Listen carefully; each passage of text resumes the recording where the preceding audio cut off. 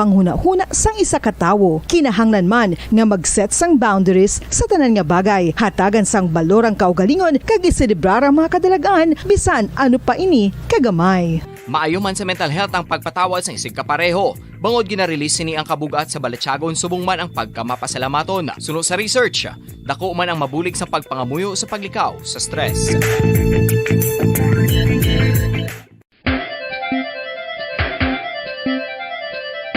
Ang talaba. Sino bala ang hindi maganahan magkaon sang talaba? Magluwas sa manamit sini nga sabor, ang talaba ang nagaunod man sa calories, protein, fat, vitamin D, thiamine, niacin, vitamin B12, iron, magnesium, phosphorus, zinc, copper, manganese kag selenium. Isa ini sa mga source ang high quality protein nga nagaunod sang siyam ka importante nga mga amino acids nga kinahanglan sang lawas sang tawo. Nagaunod man ini sa antioxidants nga maayo para sa atay. Apang ang pagkaon sang talaba ang mayara man sa mga risgo. Bangod nagaunod ini sa mataas nga amount sang zinc nga delikado sa kalawasan kon masobrahan. Ang pagkaon sini nga hilaw ang makatugaman sang bacterial infection kag makatuga sang diarrhea, pagsuka, hilanat kag iban pa nga seryoso nga kondisyon. Gani sa pagkaon sang talaba, kinahanglan hagan-hagan lang. Oral disease, nagapadayon nga seryoso nga public health problem sa Pilipinas. Ang prevalence sang dental caries sa mga permanent teeth ang nagapabilin nga mataas sa 90% throughout the years. About 92.4% sa mga Filipinos ang may tooth decay, kag 78% ang may gum disease o kon periodontal diseases. Santo sa report nagikan sa DOH. Bisan pa nga ini ang preventable o kung matapna, ini nga balatian ang nagapikto sa halos kada Filipino at one point or another sa iya nga pagpangabuhi. Ang pagpractice sang good oral kag dental hygiene kaangay sa paghalong kag pagtatap mo sa imo kaugalingon. Nagatap na ini sang bad breath, tooth decay, gum disease, resulta ang healthy nga baba. Ang healthy nga baba o kon mouth, maayo nga indicator nga maayo man ang imo lawas. Gani halungan gid ang aton nga dental health. San o ikaw ulihi nga nag-ilis ang sponge nga ginagamit mo sa paghugas sa mga kitchen utensils? Ang kitchen sponge mga kabombo, ang mas mahigko pa sa toilet. In fact, ginpahayag sang microbiologists nga ang mga butang nga ginagamit naton sa pagtino sa mga dishes ang pinakahigko nga bagay sa balay. Sa isa ka pagtuon nga na-publish sa journal nga Scientific Reports, ang spongy bacterial colonies ang mas delikado sa aton ikaayong lawas. Bangod sini, ginarekomendar sa mga researchers nga dapat islan ang sponge kada simana. Ang kitchen ang lugar sa aton balay kung sa diin nagasugod ang mga new bacteria. Bangod sa human traffic kag food preparation. Bangod ang sponge ang masami nga warm, mabasa kag matrace ang old food. Ini ang ideal nga breeding ground para sa bacteria. Mang dekada nang nagtatanggol sa mga mamamayan, patuloy na nagsasaliksik at mabilis maghatid ng mga balitang siksik at malaman. Patuloy na nangunguna sa mga issue, drama, promo at serbisyo publiko. Ito ang Bombo Radyo Bacolod, ang pambansang radyo ng Pilipinas. Fast Paradyo Bombo! Bombo Radyo Bacolod. Number 1! Fast Paradyo Bombo! Oras sa DYWB Bombo Radyo Bacolod, Philippine Standard Time, 54 minutos na nakaligad sa taknang alas 5 sang hapon. May ngapon Pilipinas syudad sa Bacolod, probinsya sa Negros Occidental, rehiyon sa Western Visayas, kung sa din man nga bahin sang kalibutan. Welcome sa takong palatuntunan ng Bombo Reports Afternoon Edition. Subong nga hapon sang Webes ang inyong makapod si Bobo Franz Andrew Borgosa. Pag-obdan ay kita tub-tub-tak na alis sa isang sining nga hapon. Kakita mo na pag-obdan sa itong mga Bombo correspondents kag Bombo Patrol reporters. Mabatian kita sa 6:30 sa Lilisuan sa inyong mga transistor radios kag sa live audio streaming sa www.bomboradio.com, ang official website sa Bombo Radio Philippines, ang pambansang radyo ng Pilipinas. Hindi lang mabatian, matanaw pagid kita sa Facebook fanpage sa Bombo Radio Bacolod kag sa YouTube channel. Please click dira ang subscribe button kag ang notification bell kag makita nyo dira ang live feed nga ginadulong namon sa inyo kag para mapalapnag ang mga mainit nga balita. Just click like and share para malabot ang atong mga uturan sa din man nga bahin sang kalibutan. Subog sang Huwebes, Pebrero 10, tuig 2022. Kagliton kita sa itong mga pangulong dinalan sa mga balita lokal. Bangkay sang nga ginaligar nga naglumpat sa isak akon sa Roro vessel na-recover na. Kag sa dugang pagdatang balita sa lokal, signing of Peace Covenant, gimpatigayon sa Bacolod City Government Center kag sa Bacolod City Police Office. Kag sa dugang pagdatang balita sa lokal, mga akusado sa pagpatay kay Anay Moises Padilla, Councilor Jolwara Hilario, nagatubang kay Vice Governor Jeffrey Ferrer.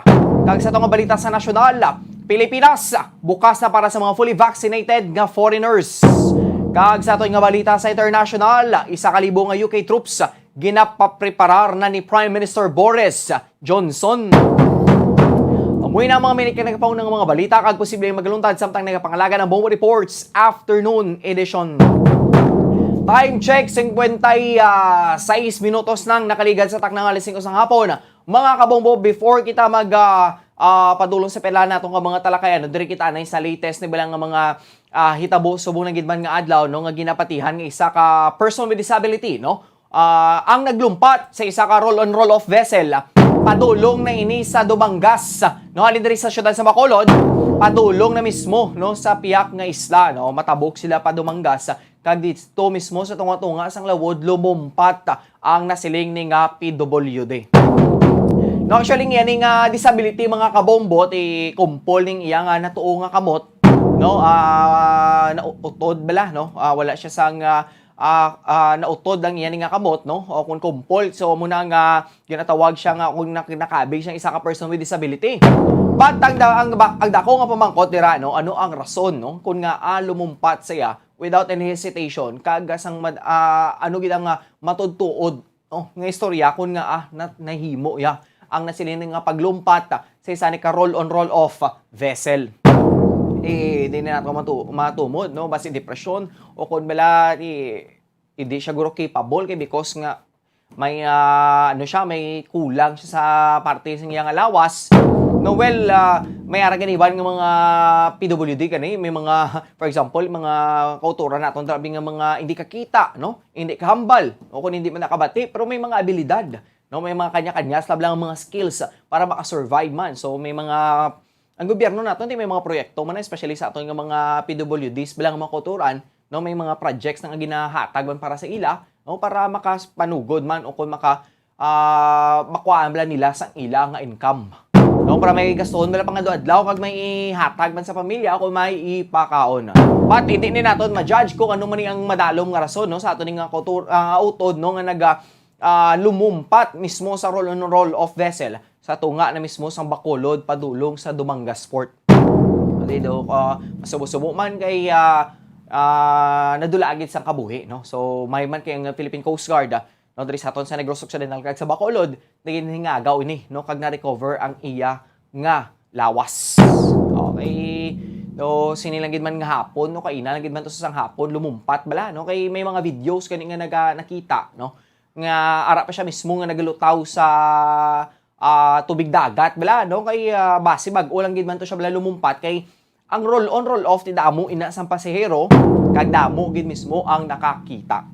Iway na ibaluan no kay base sa mga information ti tutukan pa mismo sang otoridad especially sa bahin sang police station 2 no kay nasakupan na sa police station 2 ang sa may area dira sa may Bredco Port no kaga mismo sang Philippine Coast Guard. Sila mismo kigangot man sa pamilya kung ano gid man ang kabangdanan sa paglumpat sang nasilini nga PWD no nga nadulaan gid sang kabuhi. Amo nang masubo bala no. So kada isa sa aton may mga problema bala nga do hindi na gid bala masarangan no. So ang pinsar sa iban mautason na lang kabuhi para mas baka iwas na bala sa problema nga gadugang adlaw no. Pero mga kauturan naton kung taton na naton ang muna mga pinsar bala no. Kay kabalo kita no kung maka nga may kasanag pa no. Hindi naton pagkautaso kabuhi nato nga star lang tada no kay damo pa tsansa no. So mga kabombo tibantayan nyo ng latest update karon kag dugang nga mga informations na tuoy sa latest nga ginaaligar nga nagsiling nga naglumpat mismo sa isa ka roll off vessel. Time check, 59 minutos sa nakaligad sa taknang alising usang hapon, mga kabombo, standby ng modera, no, kay magasugod na dugay-dugay. Ang aton nga Bombo News Center, para sa aton nga Bombo Network News. Tingin news center na magadulong sa aton sa mga latest updates sa national news, international news, kagabalita sinang pangkag sa artista pagid. No, malantayan nyo naman diri kay doon kainit gid mismo sa national election, especially sa aton nga mga presidentiables. No, may mga kanya-kanya sa mga ginahaboy mga sugilanon. So ating isaya ti chill ang kuno to, hindi man siya gusto magaboy sa sugilanon sa iya nga isig kapareho o kun magapadalagan man no nga kontraya sa sini nga presidential election. No? So, wala tayong kabaloan, no? Kanya-kanya naman kung saan mablati, political strategy na iya. Hindi man siya gusto nga mabalikan man siya, o kung makaboy man siya sa sugilanon, tuhoy sa iyan nga mga kontra. Sige, standby kami kaya rin natin ang Bombo News Center. News Center, please kami na.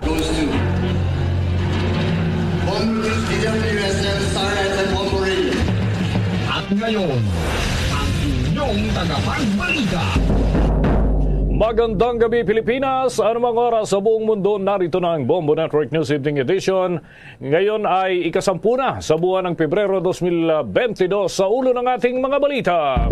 Ang Department of Agriculture nagisaho dyan sa Senado sa pag-aangkat ng tone-toneladang isda kahit sapat naman daw ang supply sa Pilipinas. Inaamyendahang entry protocols naman para sa mga dayuhan inilabas na ng Interagency Task Force. At sa ating Davao 2022 updates, COMELEC hinimok na huwag nang makialam sa pag-aproba doon sa mga campaign activities. Dating mayor at 2 barangay captains na suspect sa pagpatay sa konsihal sa Negros Occidental sumuko na sa kapulisan. Mga biktima naman ng lab scams online, lalo na ho dito sa Southeast Asia, lumobo pa ang bilang. At sa ating international news, ang Russia at Belarus magsasagawa ng military drills. Sa balitang palakasan, awarding ng gold medal sa figure skating team ng Russia. Hindi pa rin daw natuloy sa Winter Games sa China matapos na magpositibo sa bawal na gamot ang 15 anyos na skating sensation. Bago sa detalye, kami ang inyong mga tagapagbalita. Ako si Bombo Jane Buna. Ako naman si Bombo Dennis Hamito at ngayon sa ating mga detalye. Nagisa ng husto ng mga tanong ng mga senador ang mga opisyal ng Department of Agriculture o DA at mga ahensyang nasa ilalim ng naturang tanggapan. Kasunod ito ng pagdinig ukol sa bilyong halaga ng importasyon ng isda. Sa kabila raw kasi ng sapat na supply ng fishing industry dito sa ating bansa ay tinuloy pa rin ang pag-aangkat. Ayon naman kay Senate Committee on Agriculture Chairperson Senator Cynthia Villar, tila nagiging common solution na lamang ng Agriculture Department ang pag-aangkat ng sari-saring produkto, kabilang na rito bigas at isda at maging ang karne na mga pangunahing kailangan ng mga Filipino consumers. Narito ang bahagi ng pahayag ni Senator Cynthia Villar, ang chairperson ng Committee on Agriculture. Ba't kayo palagi na lang importation ng ang palagi nyong mindset nyo? Pag nagkulang importation, tinamaan ng Odette, ba't hindi kayo naggawa ng mga program para makarecover sila sa Odette? Wala akong nakikitang program. Ngayon na lang, nung sinasabi sa inyo na dapat may program kayo para makarecover sa Odette, wala kayong programa. Palagi na lang hindi maganda ang nangyayari sa atin. Bahagi pa ng pahayag ni Senator Villar, ang chairperson ng Committee on Agriculture. Samantala, lalo pang naging mainit ang komentaryo ng mambabatas laban naman sa BIFAR na nasa ilalim pa rin ng Department of Agriculture dahil wala raw maayos na hakbang sa mga problemang tungkol sa pangingisda sa ating bansa. Pero lalo pang nadismaya ang mga mambabatas nang malamang hindi na naman dumalo sa naturang hearing si Agriculture Secretary William Dar para magsilbing kinatawan naman ito ng Pangulong Rodrigo Duterte sa ibang bansa. Narito pa ang patuloy na pahayag ni Senator Cynthia Villar, ang chairperson ng Committee on Agriculture. Yung BIFAR from 2016 up to now, parang hindi naman sila developmental. Kasi lahat ng ginawa namin developmental, hindi nila na ganun. So I would think that yung NFarmC being a combination of many knowledgeable sa industry, dapat bibigyan nyo ng importance yung kanilang opinion. Kasi kung iisa-isahin ko sa iyo ang pagkakamali ng BIFAR since 2016, I don't think developmental ang BIFAR. In the first place, isasabihin ko sa iyo, pinasa ko yung IUUF, yung Against Illegal, Unreported, and Unregulated Fishing. Yung pinasa ko, kasi pag hindi natin pinasa yun, mababa ng ating export to Europe. And at the same time, for sustainability of our waters. Ang sabi sa akin, nandiyan si Asis Perez, siya ang BIFAR noon. Sabi niya sa akin, pag ipinasa ko yun, yung collection nila against illegal fishing will rise noon 100 million, magiging 1 billion. Imbis na tumaas sa 1 billion, bumaba sa 10 million. Di yung pangako, naging pako. Yan ang bahagi pa ng mga pahayag ni Senator Cynthia Villar at dahil nga mga kabombo, hindi nakadalo yung kalihim ng Department of Agriculture ay yung mga pinadalang tauhan at opisyal ng DA ang siyang nasabun doon sa naturang hearing. Sa dagdag pang mga balita, ang inaamyendahang entry protocols para sa mga dayuhan inilabas na ng Interagency Task Force. May karagdagang pagulat si Bombo Raymond Tinaza. Bombo Jane, Bombo Dennis, naglabas ngayong araw ang Interagency Task Force ng updated at amended protocols para sa mga dumarating na foreign nationals.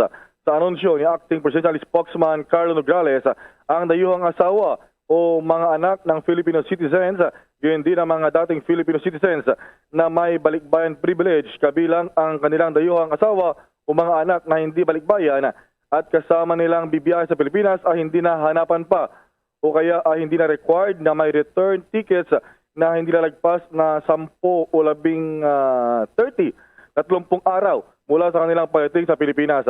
Samantala, ang mga foreign nationals naman na galing sa visa-free countries na maatili sa bansa ng lagpas sa 30 days para sa turismo o pamamasyal ay maaari makapasok sa Pilipinas sa magitan ng entry exemption documents sa ilalim ng umiiral na IATF rules and regulations. Ang mga dayuhang asawa at anak naman ng Filipino citizens na hindi mamamayan ng mga visa-free country o galing sa mga bansang kailangan ng visa at ang mga restricted foreign nationals ay maaari makapasok sa bansa nang hindi na kailangan pa ng entry exemption documents. Ito ay basta na-isyuhan ng 9A visa na may kaukulang notation. Nasa din sa updated protocols na lahat ng nabanggit na foreign nationals ay kailangang fully vaccinated at nagtataglay ng mga tinatanggap na patunay ng kanilang bakuna, maliban na lamang sa mga batang below 12 years old na kasama sa biyahe ng kanilang fully vaccinated na mga magulang. Kailangan ding makapagpresenta ng negative RT-PCR result na kinuha 48 hours bago kanilang departure o pag-alis mula sa bansang pinanggalingan. Ito pa ang nagdagdag bahagi ng pahayag ni Secretary Nograles. Ngayon, dito po sa bagong resolution, meron na po itong exemption. So it now reads, except for foreign spouses and or children of Filipino citizens and former Filipino citizens with balikbayan privilege under Republic Act number 9174, including their foreign spouse and or children who are not balikbayans in their own right and are traveling with them to the Philippines. So ito po ang exemption sa requirement na kailangan ng valid tickets for their return journey to the port of origin or next port of destination not later than 30 days from date of arrival in the Philippines. Ibig sabihin po, to reiterate, foreign spouses and or children of Filipino citizens and former Filipino citizens with balikbayan privilege under Republic Act number 9174, including their foreign spouse and or children who are not balikbayans in their own right and are traveling with them to the Philippines, will not be required to possess return tickets not later than 30 days from date of arrival in the country.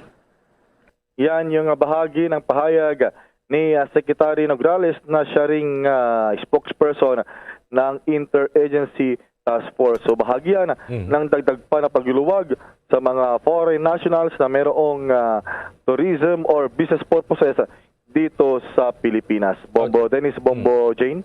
Bombo Raymond, may isang concern dito. Yung mga dumarating, di ba, pamilya yung binabanggit ni Secretary Nograles. How about kung halimbawa 3 o higit pa yung bilang and yung isa ay magkaroon ng flu-like symptoms upon arrival. Pababalikin ba sila lahat doon sa bansang pinanggalingan o may hakbang na gagawin dyan ang gobyerno? Paano ang diskarte rito? Well, pag sila ay hindi fully vaccinated, ay kinakailangan nilang mag-quarantine. Merong ibibigay na rules dyan, yung Bureau of Quarantine. Hindi naman sila babalikin basta meron silang kasama na Filipino citizens, Bombo Dennis, at kailangan lamang nilang sumunod. Pero siguro, bago naman sila maka-book ng kanilang mga biyahe sa kanilang mula sa flight or country of origin, alam naman na nila yon. So, kumbaga, hindi naman sila papasakayin o kumbaga ibubuk ng airlines or yung carrier kung hindi nila masatisfy yung mga requirements ng receiving country this time sa Pilipinas, Bombo Dennis. Okay, so maliban dito sa Ninoy Aquino International Airport, open na rin ba yung mga airport sa iba pang lugar sa ating bansa for international flights, Bombo Raymond? Well, lahat ng mga international airports natin sa Davao, Cebu, sa Maynila at maging sa Lawag, sa bahagi ng Bicol na mayroong mga international flights ay tumatanggap naman provided yun nga alinsunod sa IATF resolutions yung kanilang entry, yung mga papasok, Bombo Dennis. Okay, so paano ang monitoring dito, Bombo Raymond? Kumbaga, may mga nakatoka naman siguro, no? Pero kumusta ang monitoring? Dahil ngayon ay unang araw ng pagtanggap ng mga foreign visitors, Bombo Raymond. So, kumusta ang ginagawang monitoring dito ng ating gobyerno? Ang nakatoka dyan ay yung mga personnel ng Bureau of Quarantine at ng Bureau of Immigration, Bombo Dennis. Sila yung nakatoka dyan sa bawat paliparan. So, paglapag pa lang nila yan, ay alam na nila yung mga kukulang gagawin, yung mga requirements at the same time, kung kinakailangan na mayroong i-quarantine. Pero sa ngayon ay hindi na kailangan nga ng quarantine provided na yung paparating ay fully vaccinated na at self-monitoring na lamang sa kanilang mga bahay pagdating sa Pilipinas, Bombo Dennis. Ayun. At maraming salamat, Bombo Raymond. Para sa Bombo Network News, Bombo Raymond Tinasa naggulat para sa pambansang radyo ng Pilipinas, Basta Radyo. Bombo! 11 minuto makalipas ang ika-6 ng gabi.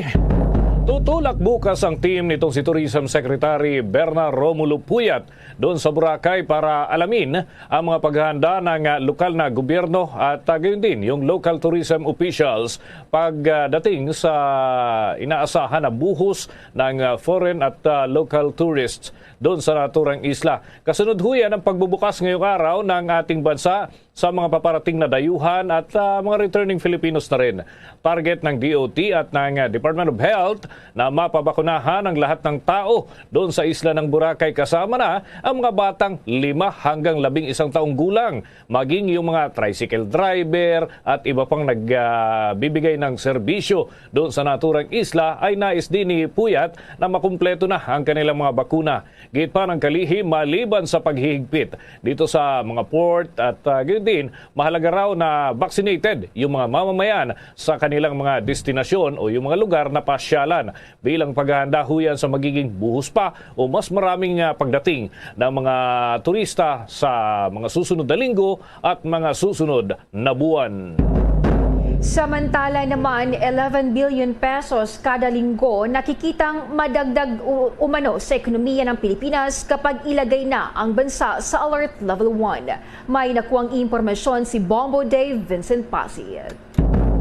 Papalo sa mahigit 11 billion pesos ang nakikita ni Socio-Economic Planning Secretary Carl Kendrick Chua na madadagdag sa kikitain ng Pilipinas kada linggo sa oras na matuloy ang paglalagay ng bansa sa ilalim ng Alert Level 1. Bukod dito, maaari rin aniyang magkaroon ng mahigit 191,000 na mga trabaho para sa mga Pilipino sa oras na matuloy ang pagluluwag ng alert level restrictions. Ayon pa kay Chua, nakikita nila na ngayong taon ay maaabot ng bansa ang economic growth target range na 7% hanggang 9% kahit pa nagkaroon man ng surge ng mga kaso noong January dahil sa Omicron variant.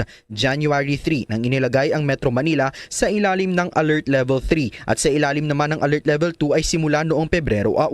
Tiwala si Chua na sa pamamagitan ng pagluluwag palalo sa mga restrictions ngayong buwan ay magtutuloy-tuloy ang mga naitalang momentum. Base sa datos mula sa NEDA, lumalabas na noong inilagay ang Metro Manila sa ilalim ng Alert Level 2 ay nagkaroon ng 2.9 billion pesos na dagdag na kita sa ekonomiya at nagdagdag din ng 50,000 na mga trabaho kada linggo. Bombo Davidson Pasit nag-uulat para sa Pambansang Radyo ng Pilipinas. Basta Radio, Bombo! Bombo Radio and Star FM, The Vote 2022 Updates.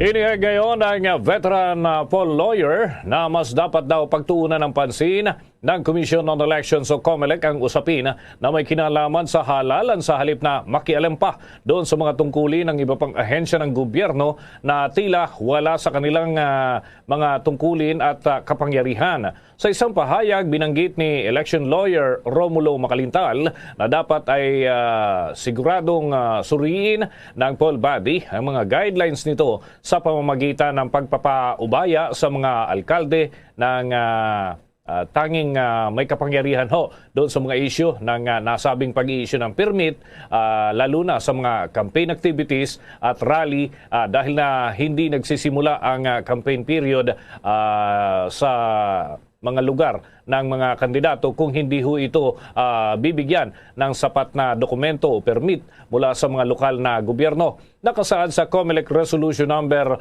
1732 na inilabas ho noong Nobyembre 24 ng nakalipas na taon na ang COMELEC ay nagpapataw ng karagdagang requirements para sa parehong mga kandidato at gayon din sa mga hindi naman kandidato na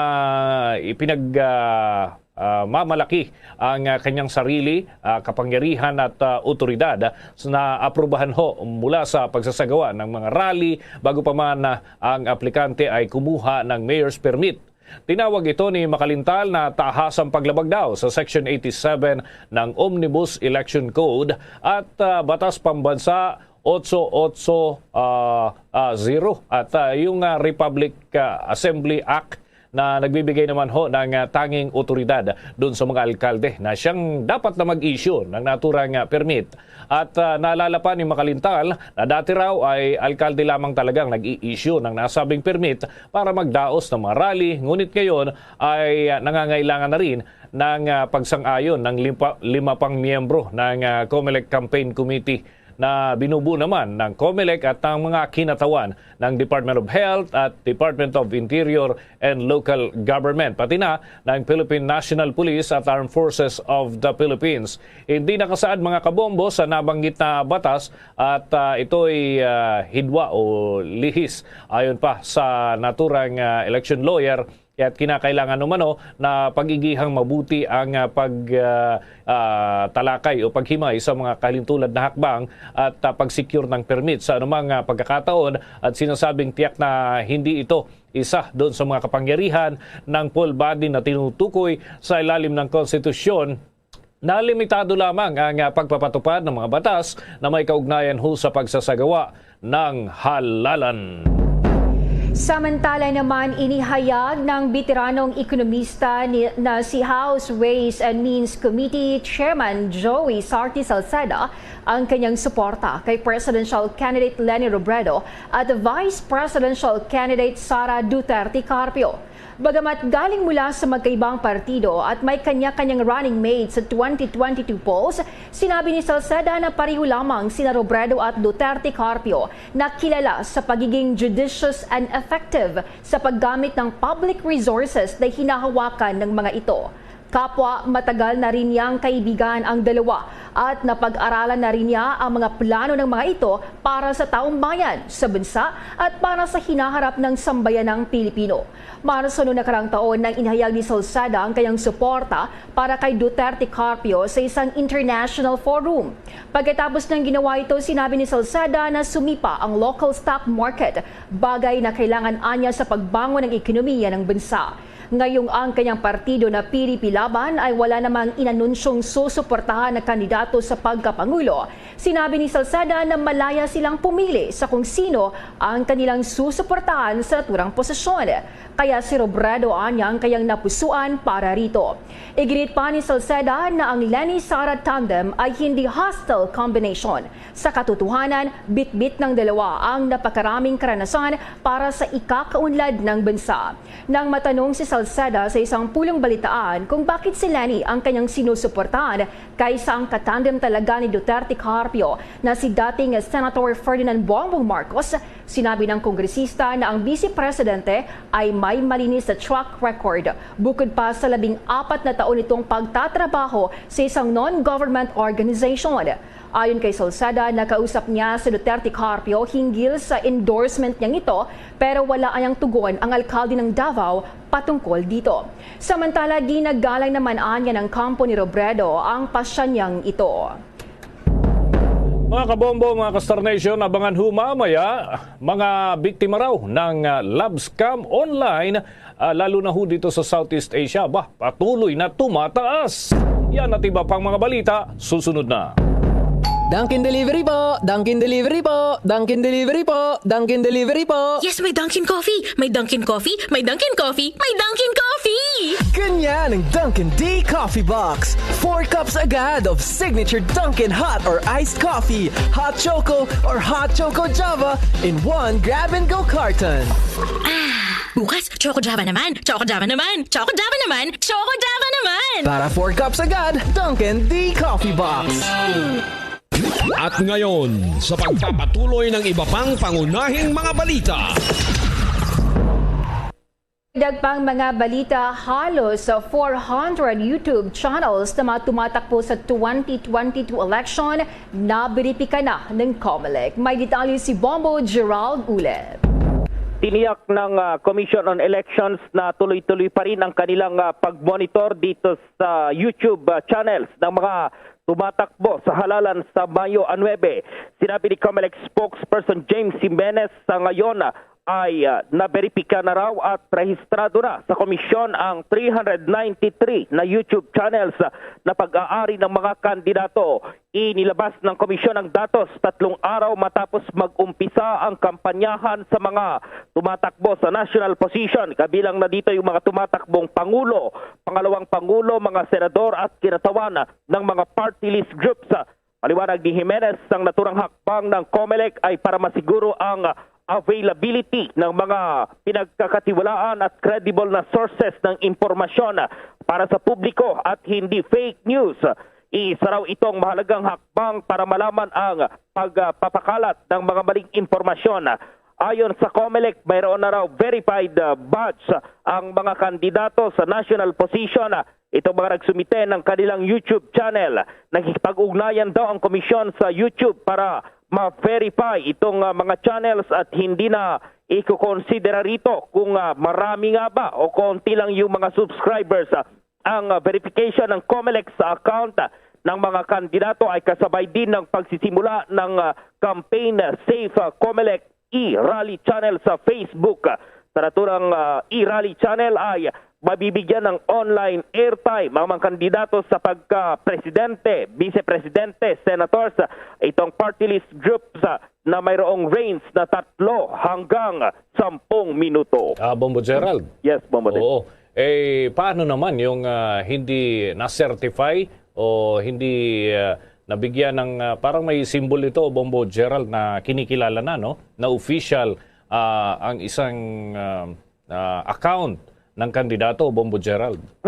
Bombo Dennis, yung kasing mga chinek dito na ng COMELEC na binigyan nila ng badge yung talagang mga legit at hindi sila nagpapakalat ng mga maling impormasyon kaugnay dito pa rin sa halalan sa Mayo nga. At yung mga mayroong mga YouTube channels na hindi maganda yung inilabas na impormasyon ay naka-report na yung YouTube at yung YouTube na yung bahala sa mga account na ito kung anong gagawin nila. So far wala namang sinabi pa ang komisyon kung ano yung gagawin dito sa mga YouTube channels na mga nagpapakalat ng mga maling impormasyon, lalong-lalo na yung paninira sa mga kandidato rin sa darating na halalan, Bombo Dennis. How about yung mga alternative accounts? Hindi natin may kakaila. Maliban doon sa isang account, may kadalasan maraming mga alternative accounts itong mga kandidato na ito. Paano ang monitoring naman sa ganun, Bombo Gerald? Oo, Bombo Dennis, tama ka dyan. Hindi lang isa, marami talaga yung mga accounts ng mga kandidato, pero hindi naman yung mga kandidato kundi yung mga supporters yung gumagawa dito. Well, yung sinabi ng COMELEC dito ay tuloy-tuloy yung kanilang pakikipag-ugnayan dito sa YouTube para ma-monitor itong mga ganitong nagsusulputan na mga YouTube channel para i-promote itong iba't ibang kandidato. At hindi maiwasan din dyan na habang pinopromote kasi yung ibang kandidato, mayroon yung negatibong campaigning naman laban sa mga hindi nila sinusuportahang mga kandidato. So yung YouTube, yung nakikipag-ugnayan sila sa YouTube. At sa mga susunod na araw ay palalaman natin kung ano yung aksyon ng YouTube dito sa mga YouTube channels ng mga kandidato na hindi nga naman maganda yung mga inilabas nilang impormasyon para lamang mahimok nila yung mga botante na bumoto sa gusto nilang mga kandidato, Bombo din. Okay. Dito sa dami ng mga sumbong na natatanggap ng COMELEC, paano nila ma-identify agad-agad na urgent yung isang reklamo, Bombo Gerald? Balita ko, libo-libo agad yung bumuhos ngayong araw o mula pa kahapon pala, Bombo Gerald. So paano ma-identify na itong reklamo na ito ay uunahin natin habang yung iba ay later na lang? Paano ito? Bombo Dennis, may mga nakatutok naman, may mga nakatalaga dyan sa pag-monitor nilang yan at yung mga reklamo ay sa pamagitan ng kanilang pagkikipag-ugnayan sa YouTube ay dito na, yung YouTube na yung bahala rin dito sa mga account na ito, Bombo Dennis. Pero yung COMELEC ay talaga namang puspusan din at tinitignan nila lalong-lalo na yung mga mayroon talagang mga channel na hindi magaganda yung inilalabas na mga content na para pa rin dito sa kanilang mga sinusuportahang mga kandidato, Bombo din. Okay, final point na lamang, Bombo Gerald.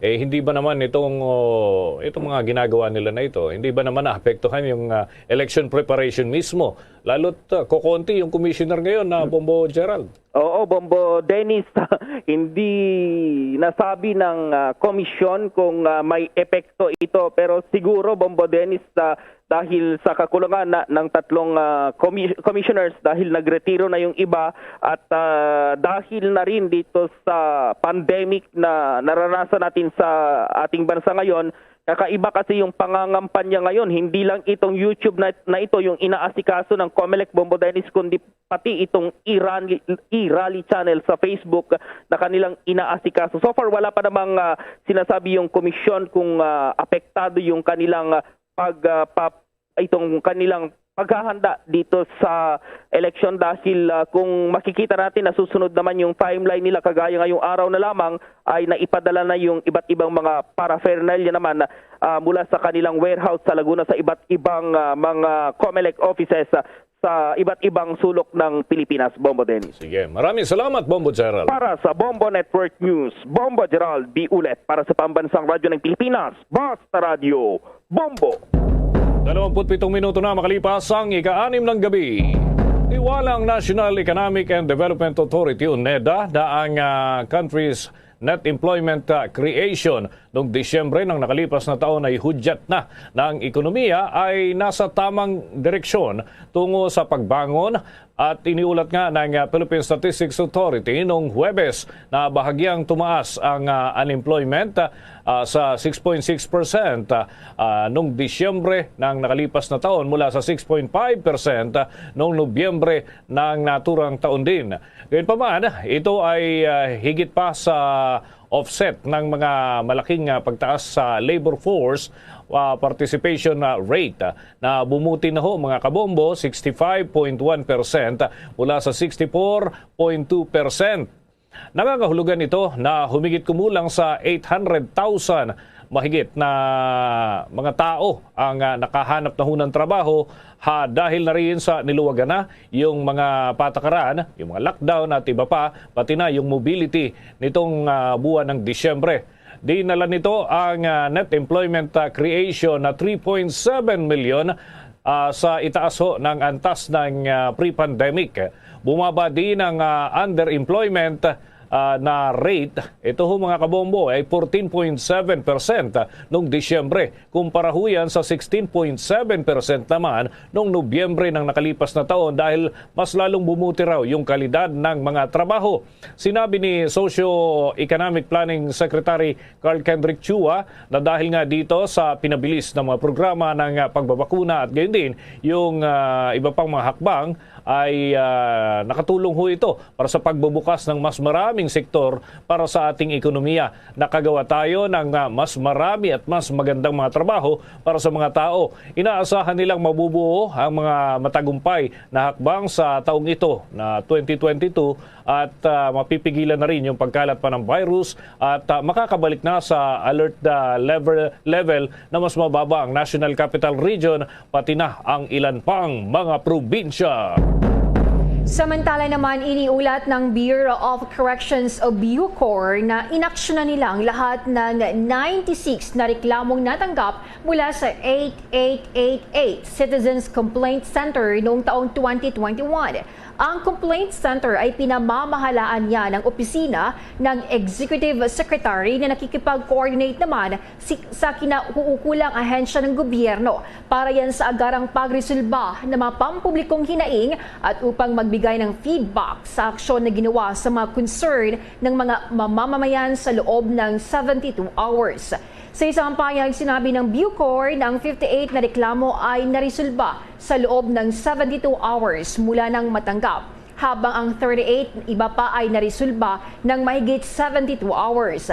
Nangangahulugan ito ng Bucor ay nagkaroon ng compliance rate na 60.42% noong taong 2021. Hindi nito isiniwalat gayon pa man ang mga pangalan ng mga nagrireklamo at ang uri ng mga reklamo na natanggap nito mula sa center noong 2021. Sinabi nito ang complaint center ay pinupuri ang namumukod tanging pagsisikap ng bureaus sa pag-akomodar ng lahat ng alalahanin ng mga mamamayan hinggil yan sa red tape at katiwalian ng alinmang ahensya ng pambansang pamalaan, government-owned or controlled corporation, government financial institution at iba pang instrumentalidad ng gobyerno na tinutukoy sa Bureau's office.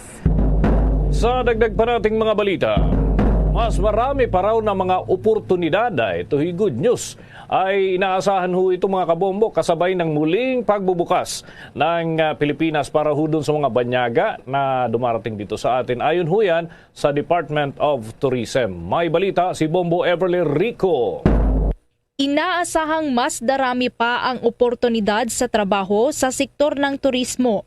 Ito ang positibong pananaw ni Department of Tourism Secretary Bernadette Romulo Puyat kasabay ng muling pagbubukas ng mga tourist spots sa Pilipinas para sa mga banyagang dayuhan ngayong araw. Ayon sa kalihim, sa loob ng 2 taon mula nang ipatupad ang lockdown sa bansa noong Marso taong 2020, dahil sa pandemya, nasa 1.1 milyon na mga Pilipino ang nawalan ng trabaho dahil sa pagsasara ng borders ng bansa. Siyempre kami sa Department of Tourism, siyempre yun ang gusto namin, sana tuloy-tuloy na ito.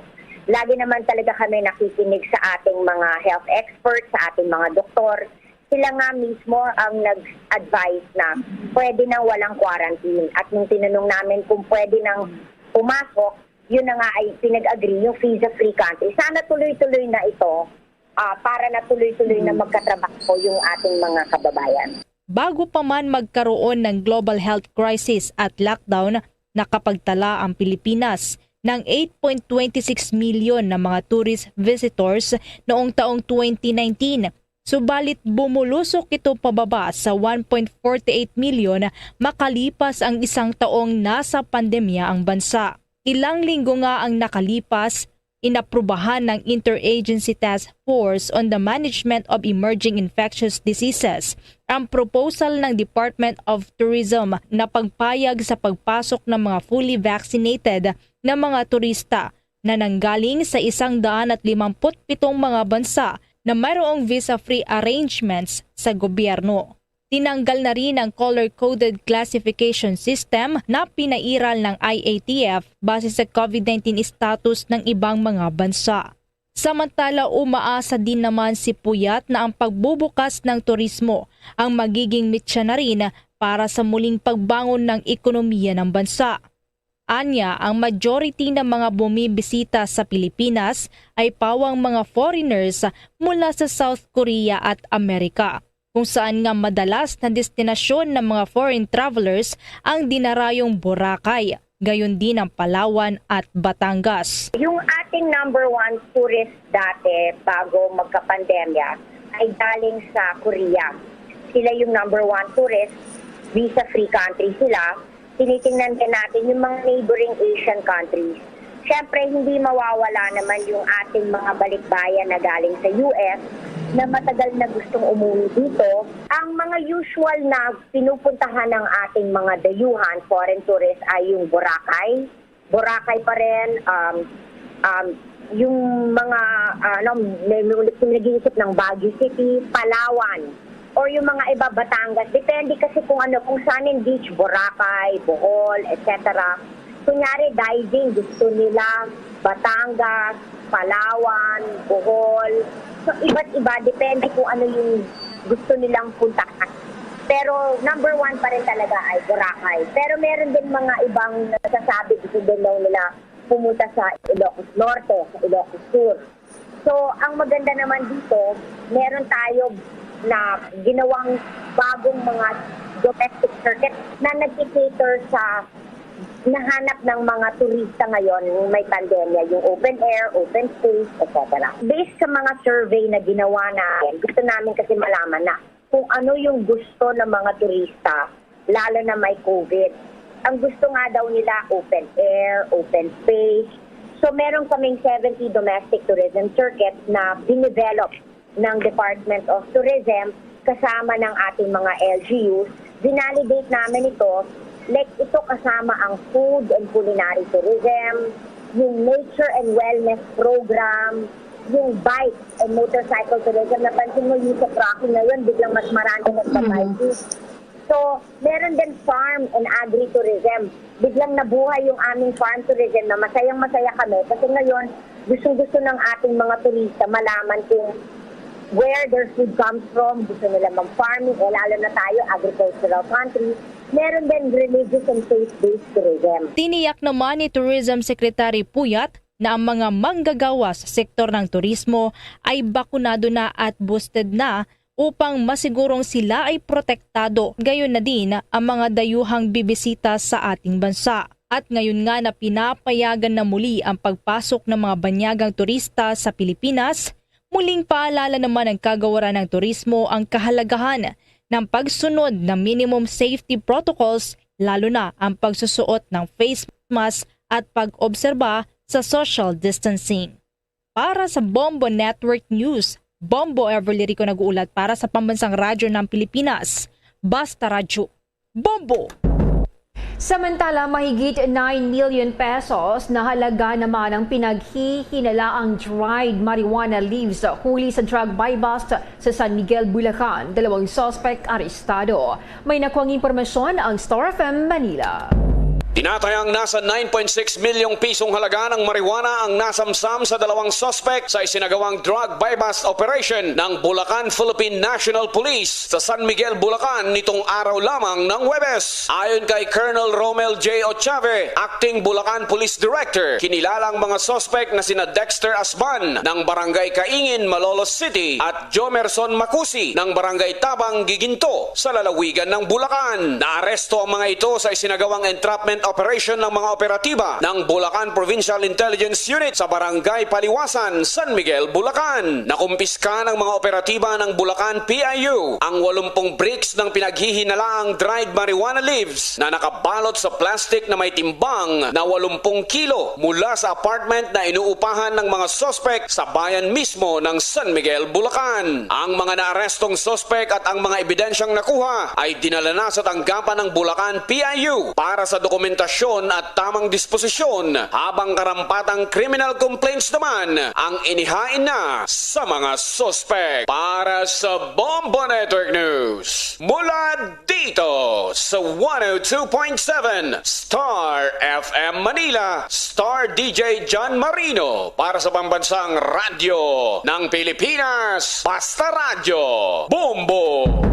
Kakausapin at pagpapaliwanagin ngayon ng Department of Interior and Local Government ang lokal na pamahalaan ng lalawigan ng Cebu matapos na maglabas daw ng panukala ang gobernador nito na nagpapahintulot sa pagpasok ng mga hindi bakunadong mga dayuhang turista sa kanilang lugar.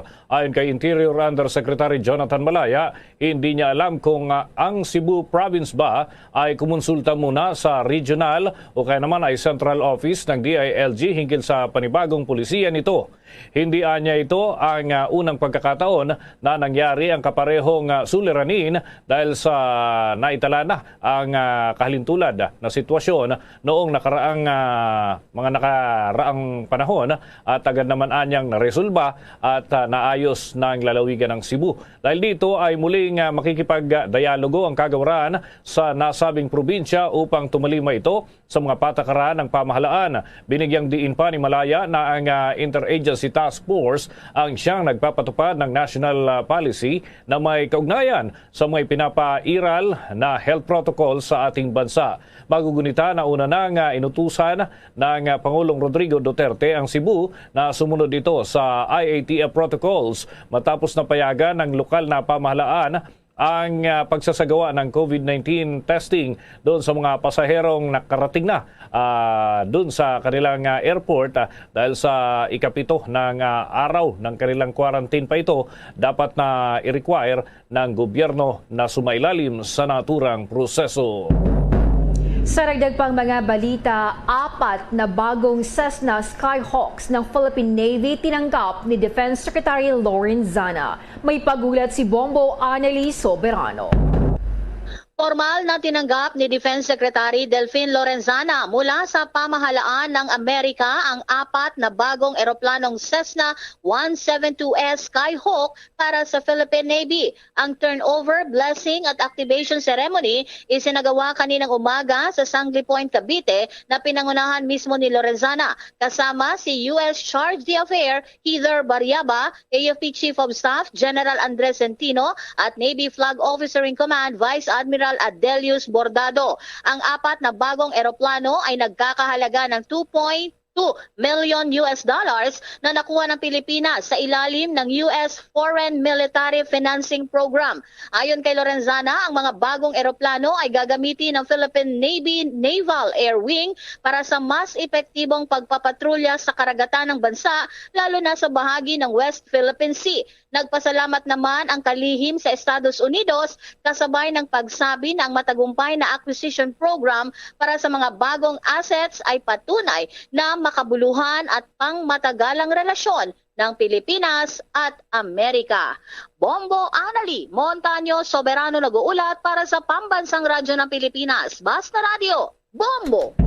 Nag-issue ng mahigit 60,000 na safety seal ang Department of Tourism, Department of Interior and Local Government at gayon din ang iba pang mga local government units. Layunin nito na matiyak ang mga establishmento ay sumusunod sa health and standards at sinabi pa ni DOT Director for Tourism Standards and Regulation Virgilio Mangigad na nakapagpalabas na ang kanilang ahensya ng 1,582 safety seal para ho sa mga negosyo na may kinalaman sa turismo mula sa 1,612 na mga nag-apply dito.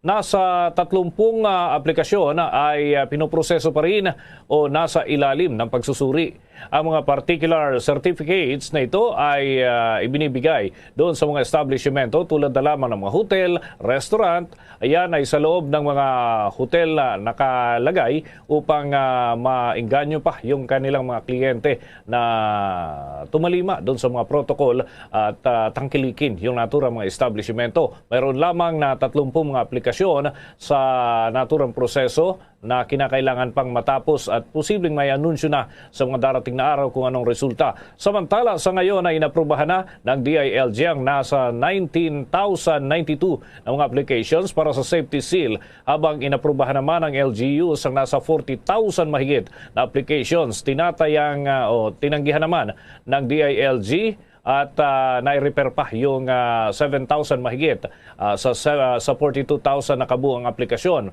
habang tinanggihan ng mga LGU yung nai-refer na 454 doon sa kabuuan na 57,000 mahigit na aplikasyon. Magugunitang ang Safety Seal Certification Program ay isang voluntaryo na pamamaraan ng sertifikasyon na nagpapatunay na sumusunod ang isang establishmento sa minimum public health standards na itinatakda ng pamahalaan, at isinasama yung mga pagsisikap na pagsubaybay doon sa contact tracing para doon sa staysafe.ph na kanilang ginagamit. Samantala naman, homeschooling program mas pinalakas pa ng Department of Education. May pagulat si Bombo Marlene Padiernos.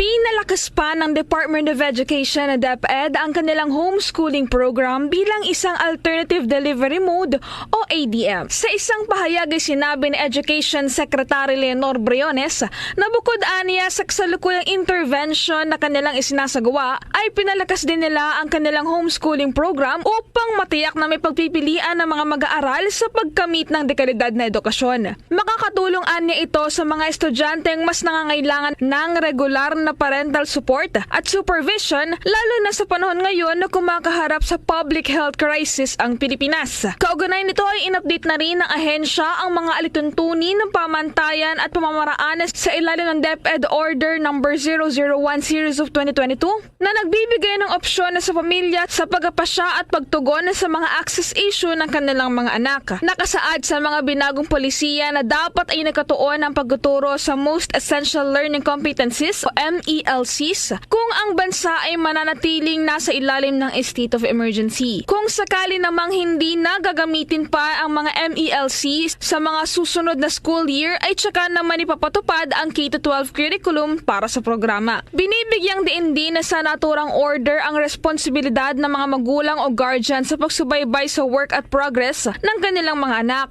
Samantala, inatasan naman ng DepEd ang mga school heads na magtalaga ng isang homeschool coordinator na siyang mamamahala sa pag-enroll ng mga mag-aaral, pagsubaybay sa kanilang progress at pagsuporta sa mga magulang o guardian sa panahon ng implementasyon nito. Ang mga mag-aaral ay dapat ding bigyan ng aklat-aralin at module sa print o digital format, gayon din ng isang kaaya-ayang learning space sa bahay at isang learning plan na may learning area, learning competencies at learning tasks. Kinakailangan din na kumuha ng National Career Assessment Examination o NCAE at National Achievement Test o NAT ang mga mag-aaral na naka-enroll sa naturang programa upang matukoy ang kanilang academic level, strengths at weaknesses. Sa pamamagitan din ito ay matutukoy ang kaalamang natutunan ng isang estudyante sa loob ng buong school year. Maaring i-alok ang homeschool program sa parehong pampubliko at pribadong paaralan bilang isang alternative delivery mode. Ang mga pribadong paaralan ay kinakailangan na kumuha ng permiso para mag-alok ng programa, habang ang mga pampublikong paaralan naman ay dapat na kumuha ng otorisasyon mula sa isang regional officer.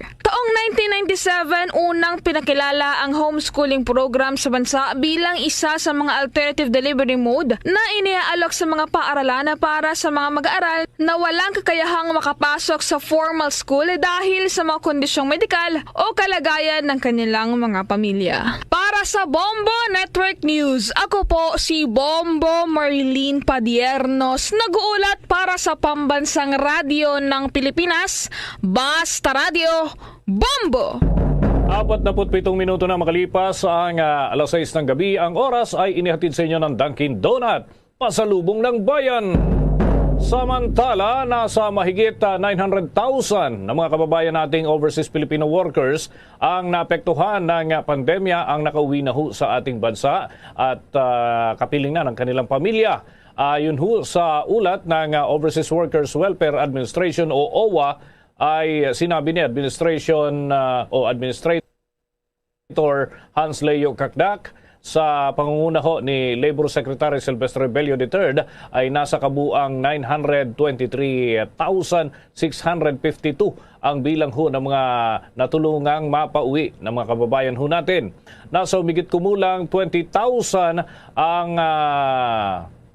mga OFW ang nakinabang doon sa unang 9 na araw na ipinatupad ho na pansamantalang suspensyon sa facility-based quarantine para sa mga fully vaccinated na mga individual na nasa ilalim ng direktiba ng IATF, yung Resolution 159. Dahil dito ay halos nasa 6,000 din ang mga individual ang kanilang napauwi noong February 1. Lubhang bumaba din anya ang bilang ng mga OFW na nasa mga hotel quarantine facilities.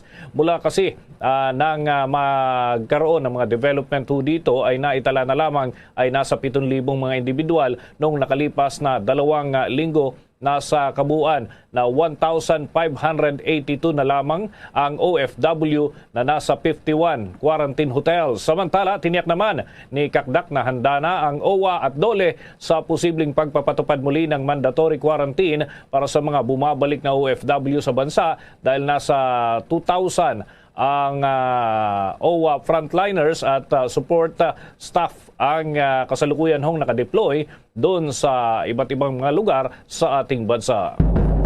Nasa 15 paaralan naman sa Metro Manila ang muling binuksan bilang bahagi ng expansion phase para sa in-person classes ayon sa Department of Education.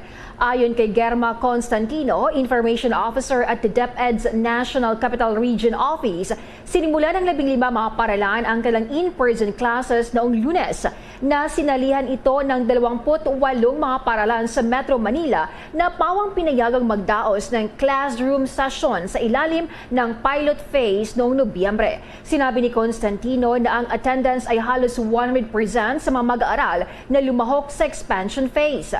Dagdag pa nito na mapapabuti ang mga programa sa paaralan sa pagpapatuloy ng in-person learning na unang ipinagbabawal noong Marso taong 2020 dahil sa pandemya. Umaasa si Constantino na mas maraming paaralan ang magbubukas muli sa mga physical classes sa madarating na linggo. Mga Ka-Star Nation, dadako na tayo sa mga balita natin mula sa mga lalawigan sa puntong ito ng ating humbalitaan. Kaugnay pa rin ang mga tinututukan nating mga update hinggil doon sa mga kaganapan doon sa naturang mga himpilan natin sa iba't ibang dako ng Pilipinas. Ombo Jane. Sa mga oras na ito ating alamin ang update, dating mayor at 2 barangay captains na suspect sa pagpatay sa konsihal sa Negros Occidental sumuko na. May update o detalye ang Bombo Radio, Bacolod. Sumuko nito lamang hapon sa Office of the Vice Governor sa probinsya ng Negros Occidental ang dating alkalde at 2 punong barangay sa bayan ng Isabela na may warrant of arrest sa kasong murder. Ang mga sumuko sa opisina ng Vice Governor Jeffrey Ferrer ang kinabibilangan ni na former Isabela Mayor Joselito Malabor, punong barangay Ami Luksin ng barangay Sinukawan at punong barangay Arman Cordero ng barangay May Tubig sa nasabing bayan. Ang mga ito ay binabaan ng kasong murder may kinalaman sa pagpatay kay late Moises Padilla Councilor Julomar Hilario noong Marso 31, 2019 bago ang 2019 elections. Madaming iba pang mga opisyal ang nadawit sa kaso kasama na si incumbent Moises Padilla Mayor Ella Yolo, asawa at ina nito at iba pang mga municipal councilor sa bayan kung saan iba sa mga nadawit ang nakapagpiyansa at mayroong hawak sa ngayon ng National Bureau of Investigation o NBI. Kasama ng 3 sa pagsuko ang kanilang legal counsel na si Attorney Joe Max Ortiz. Ayon kay Vice Governor Jeffrey Ferrer, tumawag sa Office of the Vice Governor ang mga suspect na gusto na ng mga ito na sumuko. Hiling naman ng mga ito na ma-detain sa NBI kung saan di nakakustodiya ang iba pang mga suspect sa krimen. Bukas naman ang opisina ni Ferrer sa mga kaparehas na sitwasyon at ipinagpapasalamat nito na may tiwala sa kanyang opisina ang mga suspect. Pahayag nito na handa ang kanyang opisina sa mga kailangan ng suporta, kailangan ng tulong at gayon din ang pag-facilitate sa mga mga kaparehas na sitwasyon. At yan ang ulat mula dito sa Bombo Radyo Bacolod. Para sa Bombo Network News, ito si Bombo Zaldi Foro II para sa Pambansang Radyo ng Pilipinas. Consistent overall number 1 sa Bacolod, Basta Radio Bombo! Samantala, itong gobernador ng Capiz ay inireklamo raw sa Office of the President yung 7 elected officials dahil daw sa di pagpasa ng 2021 supplemental budget ng ospital. May balita ang Bombo Radio Rojas. Kinumpirma ni Capiz Governor Esteban Evan Contreras II na inireklamo nito ang 7 miyembro ng lehislatura dahil sa hindi pagpasa hanggang ngayon sa pondo ng Rojas Memorial Provincial Hospital na pampasweldo sa mga frontliners at procurement ng supply at gamot. Ang mga nasabing opisyalis na board members Jonathan Sanibesa, Enrique Martin, Weldy Apolinario Jr., Thea Faith Reyes, Mateo Hachuela, ex-official members Michelle John Patricio at Renzo Tevez. Sa interview ng Bombo Radio Rojas kay Governor Contreras, sinabi nito na kahit umapila na siya sa Legislative Department na ipapasa ang supplemental budget ng COVID hospital, hindi pa rin ito pinakinggan ng mga mambabatas sa kadahilan ng may mga ghost employees na tinanggap si Contreras. Ngunit marinding pinabulaanan ng gobernador ang nasabing alegasyon at sinabi na maghain na lang ng kaso laban dito. Ipinunto din ng Contreras na pamulitika ang malalim na rason ng opisyal sa ginawang pang-iipit sa pondo na nasabing ospital. Yan ang ulat mula dito sa Bombo Radio Rojas para sa Bombo Network News. Ito si Bombo Rita May Lucas para sa Pambansang Radyo ng Pilipinas, consistent number 1 sa Capiz, Basta Radio Bombo. Samantala naman, 65 na hindi rehistradong baril at 30 na nakakamatay na armas na kumpiska ng mga kapulisan sa mga checkpoint na ginanap dun sa Cebu. Alamin ang detalye sa report ng Star FM Cebu.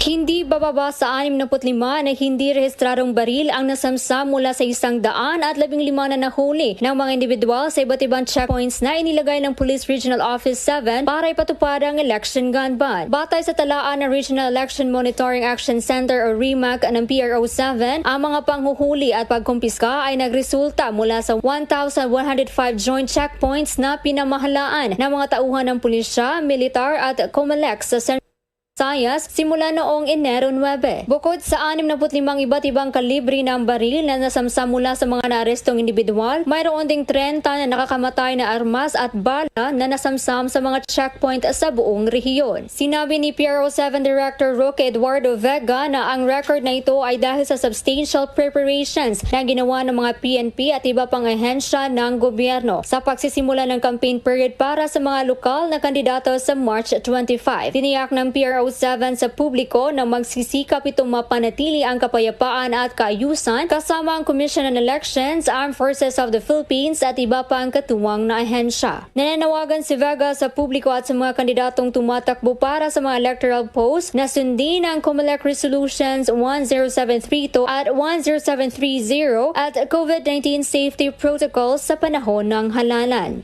Mula rito sa himpilan ng 95.5 Star FM Cebu para sa Bombo Network News, Star DJ Isa nag-uulat para sa Pabasang Radyo ng Pilipinas at number 1 radio network in the country, Basta Radio Bombo! Update muna tayo mga kabombo dyan sa Kabikulan dahil may 5 naitalang sugatan kasama ho yung 2 miyembro ng CAFGU at may minor de edad pa hong nadamay dito. May sumabog ho kasing eksplosibo dyan sa Libmanan, Camarines Sur. May balitang Bombo Radio Naga.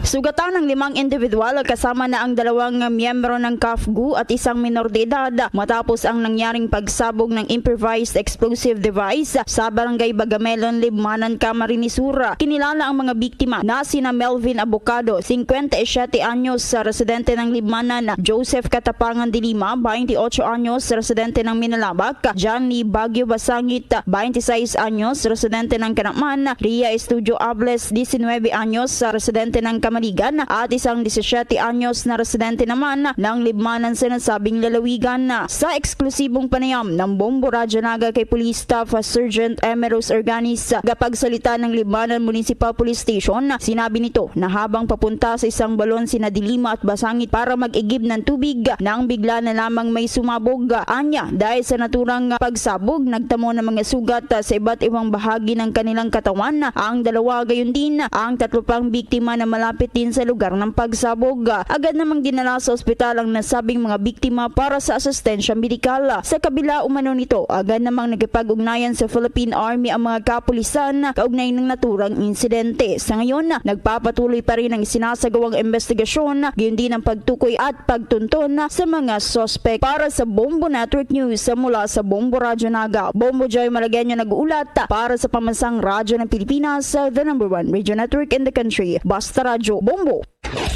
Bombo International News.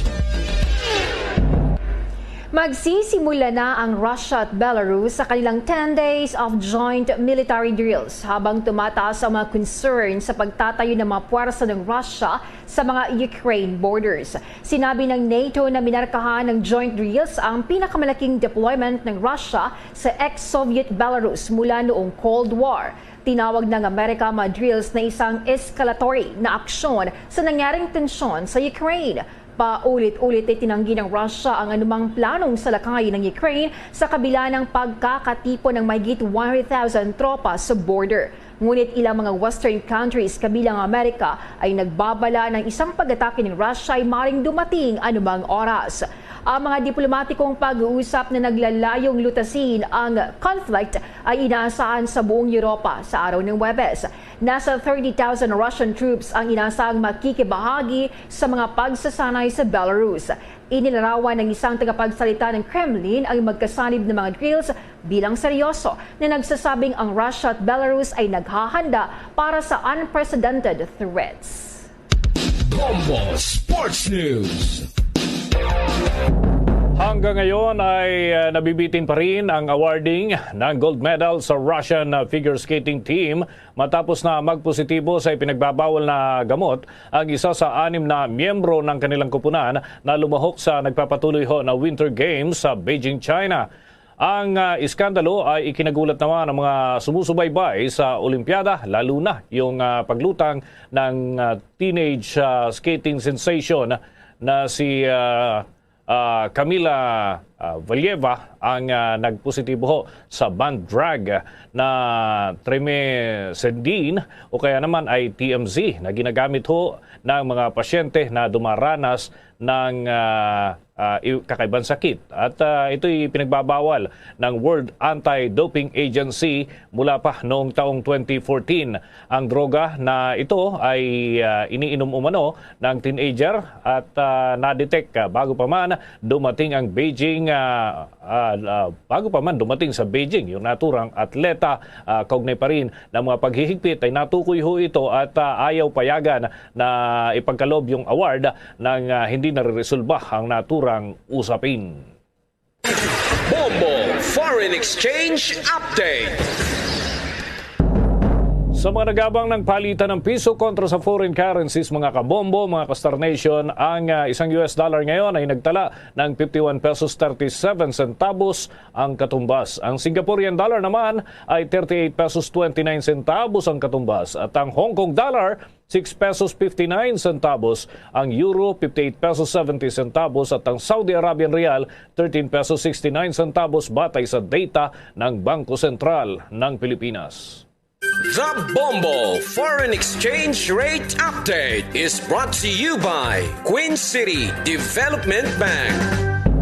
Bago tayo magtapos, ang Bombo Radio Philippines po ay nag-aanyaya sa lahat para sa samang-samang panalangin. Narito ang Oratio Impirata. Merciful and compassionate Father, we come to you in our need to seek your protection against the COVID-19 virus that has disturbed and even claimed lives.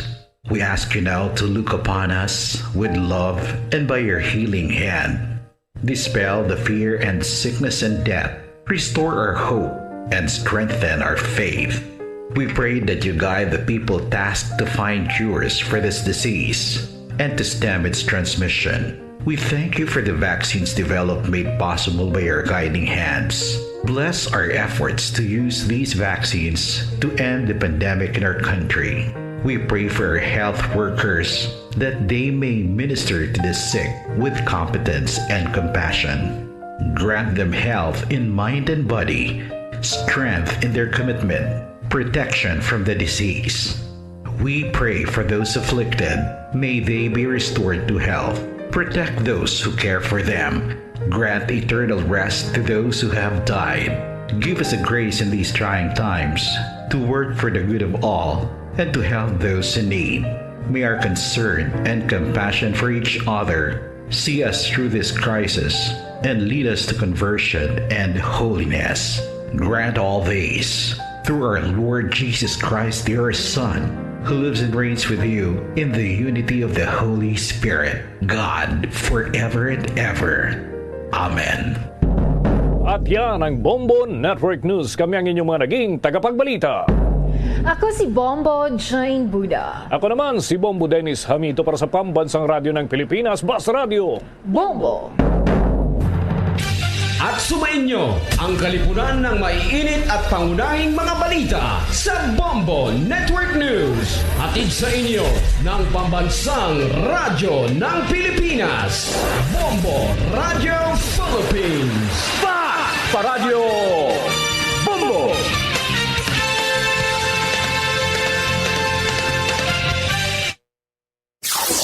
Limang dekada nang nagtataguyod ng katotohanan. 5 dekada nang nagtatanggol sa mga mamamayan. Patuloy na nagsasaliksik at mabilis maghatid ng mga balitang siksik at malaman. Patuloy na nangunguna sa mga issue, drama, promo at serbisyo publiko. Ito ang Bombo Radyo Bacolod, ang